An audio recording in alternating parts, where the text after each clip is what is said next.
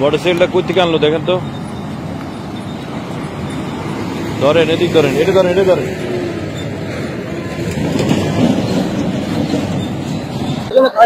আসলে তেল নাই এই কারণে নাকি চুরি করে নিয়ে আসছে? বলো তো। আপনি কল দিবেন স্যার, কল দিয়ে আপনার সাথে চুরি করে না, কারে কল দেবো আমি?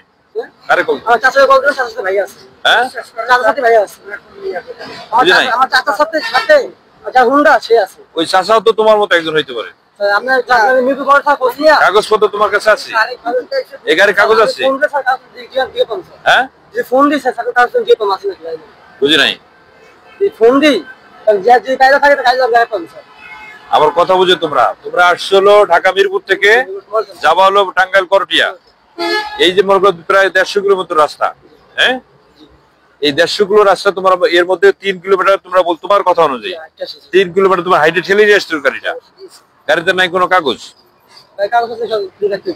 এখন এই গাড়িটা আমি কিভাবে বুঝবো তোমরা চুরি করে নিয়ে আসছো নাকি অন্য কারো গাড়ি? এদিকে এসো। কল্পনা করা যায় ওর বয়স 17 থেকে 18। এই যে আরেকটা আছে ওর বন্ধু, ওর বয়সও সেম এরকম, 1 বছর 2 বছর কম বেশি। এরা মিরপুর থেকে টাঙ্গাইল যাবে, ঢাকা মিরপুর থেকে টাঙ্গাইল যাবে। তারা এই বাইকটা নিয়ে আসছে। এই বাইকটা কার ওর সদুত্তর দিতে পারেনি এখন। তোমরা এই যে কয়টা পাম্প? 3টা পাম্প ক্রস করে আসছো। 3টা পাম্পে মিনিমাম 3 কিলো হবে। এই 3 কিলো গাড়ি ঠেলে নিয়ে আসলা? এই ঠেলে নিয়ে যাবে একদম করটিয়া? হ্যাঁ, আরো 2 কিলো আছে। এই 3 কিলো আসছো, আরো 2 কিলো ঠেলে যাবা। ওর আসল উদ্দেশ্যটা কি?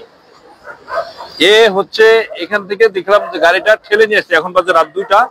গাড়িটা এখান থেকে ঠেলে নিয়ে আসতেছে, দুজন মিলে ঠেলে নিয়ে আসতেছে। এখানে আটকাইলাম। আটকানোর পরে বললাম যে কি সমস্যা? বলছে তেল নাই। কত দূর ঠেলে নিয়ে আসছো? এখানে 3টা পাম্প সে চলে আসছে, 3টা পাম্পে তেল নাই। অর্থাৎ 3টা পাম্প হিসেব করলে 4 কিলোমিটার হবে।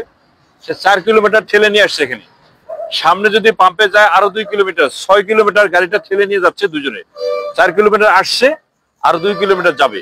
তাদের ভাষ্য অনুযায়ী তেল নাই, এই কারণে ঠেলে নিয়ে আসছে। কিন্তু মূল উদ্দেশ্যটা কি? এই ঢাকা মিরপুর থেকে টাঙ্গাইল যাওয়ার মূল উদ্দেশ্যটা কি? আসলে গাড়িটা, আমাদের সন্দেহ হচ্ছে গাড়িটা কারো কাছ থেকে হয়তো চুরি করে নিয়ে আসতে পারে, চুরি করে গাড়িটা ঠেলে নিয়ে যাচ্ছে, এরকম হতে পারে। কিন্তু আসল মূল তথ্যটা যেটা, তার সাথে কথা বলার পর যেটা বুঝলাম, সে আমাকে বলছে আমি একটা মেয়েকে লাভ করি। কি লাভ করতে? তাই তো, সে একটা মেয়েকে লাভ করে। এই মেয়েটা থাকে টাঙ্গাইল, সে তার সাথে দেখা করার জন্য যাবে, এটা হলো তার মূল উদ্দেশ্য। সাথে তার বন্ধুকে নিয়েছে। এই বসে এই কাজ। তার মায়ের সাথে আমি কথা বললাম। তার মা তার ছেলে কোথায় আছে এটা জানে না। আমরা ছেলে কোথায় আছে সে বলছে আমি জানি না। সর্বশেষ আমি তার সাথে কথা বললাম যে আপনার এই যে সন্ধ্যার পরে যে আপনি মাগরিবের পর থেকে এখন বাজে রাত 2টায়, এর মাঝখানে আপনার ছেলেকে একবার ফোন দিয়েছেন যে তুমি কোথায় আছো বাবা? একবার ফোন দেয়নি। তো মা বাবা যদি বাচ্চাদের খোঁজ খবর না নেয় এই বয়সে সে ঢাকা থেকে, ঢাকা মিরপুর থেকে টাঙ্গাইল, সে একটা বাইক নিয়ে, আরেকজনের বাইক, কাগজপত্র কিচ্ছু নাই, লাইসেন্স তো হওয়ার প্রশ্নে আসে না। এই বয়সে কিচ্ছু নাই, নাই হেলমেট। এই হাইওয়ে রোডে সে এইভাবে যাচ্ছে, জীবনের প্রতি ঝুঁকি নিয়ে সে হাইওয়ে রোড দিয়ে যাচ্ছে। এর মাঝখানে যদি কোনো দুর্ঘটনা ঘটে, এর দায়ভার নেবে কি? অবশ্যই তার বাবা মাকে নিতে হবে। আপনার আমার ঘরে, সবার ঘরে কিন্তু এই বয়সী সন্তান আছে। একটু কি খোঁজ খবর রাখেন যে ছেলেটা কোথায় যাচ্ছে, কোথায় খাচ্ছে, কোথায় ঘুমাচ্ছে, এখনো বাসায় আসলো না কেন? কোনো খোঁজ খবর নেই। তা আমাদের সমাজের উন্নতি কোন দিক থেকে আশা করেন আপনি বলেন? প্রত্যেকটা সমাজে এই ধরনের ছেলে আছে।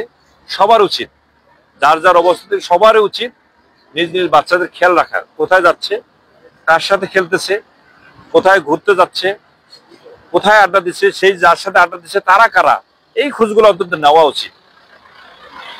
তা নাহলে ওর মতো অকালে ঝরে যাবে। ও ঝরে গেছে, অলরেডি ঝরে গেছে। কিভাবে সম্ভব বলেন? তাকে কি ছেড়ে দেওয়া যায়?